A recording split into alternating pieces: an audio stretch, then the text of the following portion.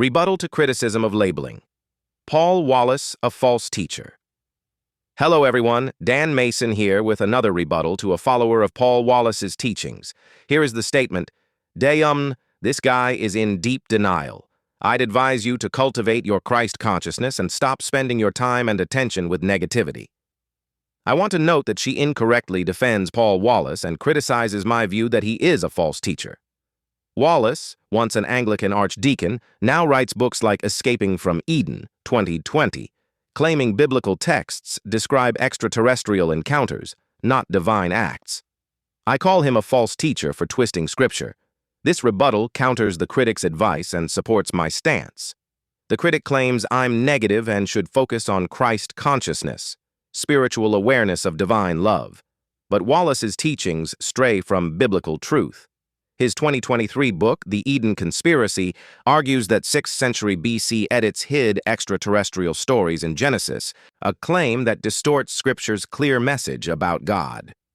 His ideas, backed by figures like Erich von Däniken, replace the Gospel's focus on Jesus with speculative theories. My critique is not negativity, but a defense of true Christian teachings. Saying I am in deep denial about Paul Wallace's lies misses the mark. He is not denying reality, but actively misleading others by reinterpreting Elohim as plural to suggest multiple beings, not God, as seen in his 2025 podcast. This contradicts the Bible's monotheistic foundation. My call to label him a false teacher stems from his departure from Scripture, not personal denial. The critic's advice to avoid negativity ignores my duty to warn against false teachings, as Jesus urged in Matthew 7. The critic's push for Christ consciousness assumes Wallace aligns with it. Yet, his 2017 blog on Acts 17 twists Jesus' universal message to fit his extraterrestrial narrative, diluting the gospel.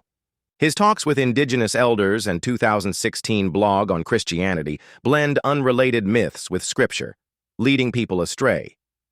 My stance as a Christian is to uphold biblical truth, not to spread gloom, but to protect faith.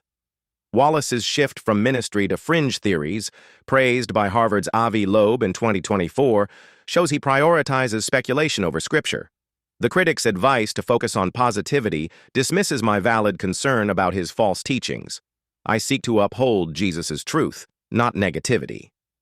In short, Wallace is a false teacher who distorts Scripture with extraterrestrial claims. My critique is not a denial or negativity, but a call to preserve the true Christian faith, contrary to the critic's misguided advice. Please like and subscribe to learn more.